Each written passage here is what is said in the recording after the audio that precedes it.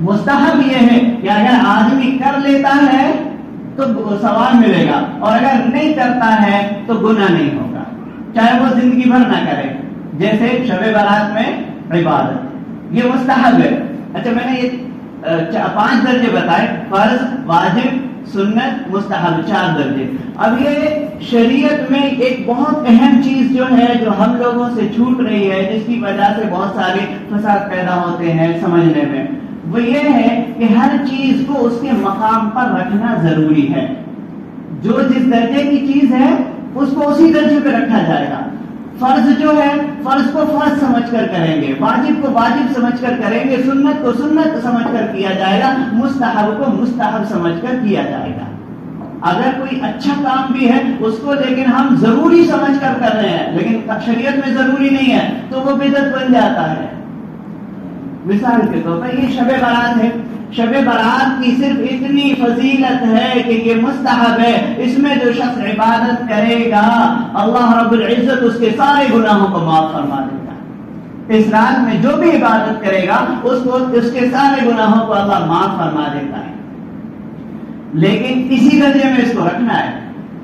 اس کو کوئی تہوار یا کوئی میلہ یا اکٹھا ہو کر عبادت کرنا یا اس میں جلسہ کرنا یہ کوئی چیز شریعت میں نہیں ہے. اگر اس طرح کریں گے تو یہ بدعت. پرانے زمانے کے قلعوں میں آپ جائیں گے تو 2 دیوان ملتے ہیں، ایک دیوان عام ہوتا ہے، ایک دیوان خاص ہوتا ہے. دیوان عام یعنی جہاں پبلک کی سنوائی ہوتی ہے، اور ایک ہوتا ہے دیوان خاص جہاں پہ خاص لوگوں کو بلایا جاتا ہے. تو یہ جو نفلیں ہوتی ہیں یہ دیوان خاص کی طرح ہے کہ اللہ رب العزت خاص طور پر آپ کو بلا رہے ہیں. اب آپ جو ہے اس میں سب کو اکٹھا کر کے چلو بھائی مسجد میں اکٹھا ہوں گے یا چلو بھائی جلسے میں جا کے سنیں عبادت کریں گے، یہ مقصود نہیں ہے ان نفلی عبادتوں میں.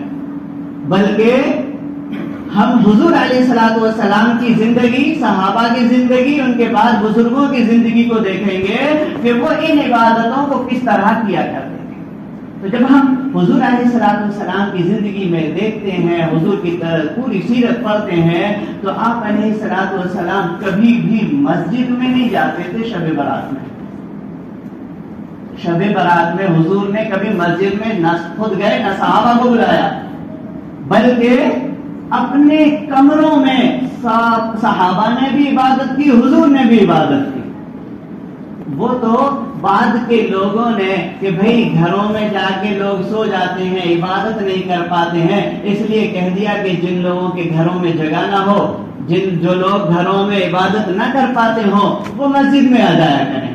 بس اتنی اجازت دی ہے کہ جن کے گھروں میں جگہ نہ ہو، جن کے گھروں میں سو جاتے ہوں، عبادت بالکل نہ کر پاتے ہوں، تو وہ لوگ شب برات میں مسجد میں آ جائیں اور مسجد میں عبادت کریں. لیکن پوری رات جاگنا ضروری نہیں ہے. اللہ رب العزت گھنٹے نہیں گنتا کہ کتنی رات تم کتنے گھنٹے جاگے ہو. اللہ رب العزت اخلاص دیکھتا ہے کہ کتنا ذکر تم نے اخلاص کے ساتھ کیا ہے، بےہودہ باتوں سے بچتے ہوئے، بیکار تفریحات سے بچتے ہوئے کتنی عبادت تم نے کی ہے. بس یہ نہیں دیکھتے کہ کتنے گھنٹے جاگے ہو.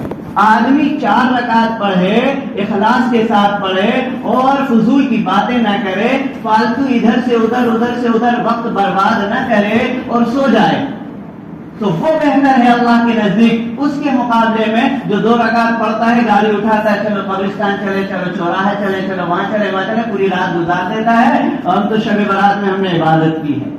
اس کی عبادت کوئی معنی نہیں رکھتی. میں نے عرض کیا کہ جو چیز جس حد تک شریعت میں ثابت ہے اس کو اسی درجے تک رکھنا ضروری بھی ہے. اور قبرستان میں جانا، اس کو بھی ہم حضور علیہ السلام کی جب سیرت طیبہ میں دیکھتے ہیں تو رسول کریم صلی اللہ علیہ وسلم اپنی پوری زندگی میں شب برات میں صرف 1 بار قبرستان گئے ہیں. صرف 1 بار قبرستان گئے ہیں، ہر سال کبھی قبرستان نہیں گئے. اس لیے اگر ہم چاہتے ہیں کہ ہم حضور علیہ السلام کی سنت کے مطابق اس رات کو گزاریں تو ہمیں یہ 2 چیزوں کا خیال رکھنا ہوگا کہ ہم کو گھر میں زیادہ سے زیادہ عبادت کرنی ہوگی، جتنا زیادہ قرآن شریف پڑھنا چاہیں پڑھیں، نماز پڑھیں، تسبیح پڑھیں. اور دوسرا، اگر ہم کو قبرستان جانا ہی ہے تو کبھی زندگی میں 1 آدھ بار چلے گئے. یا کبھی چلے گئے 1 سال چلے گئے 1 سال چھوڑ دیا. اور ہجوم بنانا نہیں ہے، ہجوم کہیں بھی نہیں ہے، نہ تو جلسے میں، اور نہ بعض حضرات نے، بعض بزرگوں نے جو ہے جلسے شروع کر دیے کہ چلو شب برات میں جلسے کر دیں، اسی بہانے سے لوگ آ جائیں گے، دین کی بات سن لیں گے اور نمازیں پڑھ لیا کریں گے. ان کی نیت یہ تھی، لیکن وہ جلسے بھی اب جلسے ہی رہ گئے، عبادت کچھ نہیں ہو پاتی ہے ان میں، اور اس میں بس گاڑیاں چل رہی ہیں، آ رہے ہیں جا رہے ہیں، بیٹھ رہے ہیں، باتیں کر رہے ہیں، گپے مار رہے ہیں، اور رات بھر تھوڑی بہت 4-5 رکعت 4 رکعت 8 رکعت پڑھ لی اور بس شب برات میں گزاری ہوگی، شب گزاری ہوگی. یہ بھی غلط ہے، یہ بھی شریعت میں پسندیدہ نہیں ہے. شریعت میں صرف یہ 2 میں نے جو عرض کیا کہ اگر زیادہ بہتر تو یہی ہے کہ گھروں میں عبادت کری جائے، اگر گھر میں جگہ نہیں ہے یا کوئی اور عذر ہے تو آ کے آدمی مسجدوں میں عبادت کرے، لیکن اکٹھے ہو کر نہیں. کہ اب تو بھائی صلاۃ التسبیح کی جماعت ہونے لگی، صلاۃ التسبیح کی بہت سارے لوگ جماعتیں کرنے لگے، یہ بھی شریعت میں نہیں ہے، یہ بھی غلط ہے. جماعت صرف اسی کی ہوگی جس نماز کی جماعت حضور علیہ الصلوۃ والسلام نے کی ہے، جیسے فرض نمازیں ہیں اور صلاۃ الکسوف ہے، صلاۃ الخسوف ہے، صلاۃ الاستسقاء ہے، بس یہ، اور عیدین کی نمازیں. تو جن نمازوں کو جماعت سے اللہ کے نبی صلی اللہ علیہ وسلم نے پڑھا ہے، بس وہی نمازیں جماعت سے پڑھی جائیں گی، ان کے علاوہ کوئی نفل نماز جماعت سے نہیں پڑھی جاتی. اسی طریقے سے بہت ساری خاص نمازیں لوگوں نے بزرگوں کے اس مکاشفے اور ان کے تجربے کی وجہ سے جو ہے پڑھنے لگے کہ پہلی رکعت میں اتنی بار یہ سورت پڑھو، اتنی بار یہ سورت پڑھو، اتنی بار یہ سورت پڑھو. تو ایسا کچھ بھی نہیں ہے. ہاں اگر کوئی کسی بزرگ پر اعتماد کرتے ہوئے کہ فلاں بزرگ نے ہمیں یہ بتایا تھا اس لیے ہم یہ پڑھ لیتے ہیں، انشاءاللہ نماز تو ہے، اللہ اس کو قبول فرمائے گا، ایسے کوئی کرتا ہے تو کوئی حرج نہیں. لیکن یہ سمجھنا کہ شب برات میں یہ نمازیں پڑھی جاتی ہیں اور یہ پڑھنا ضروری ہے، یہ غلط ہے. اللہ رب العزت مجھے بھی اور آپ کو بھی کہنے سننے سے زیادہ عمل کی توفیق نصیب فرمائے.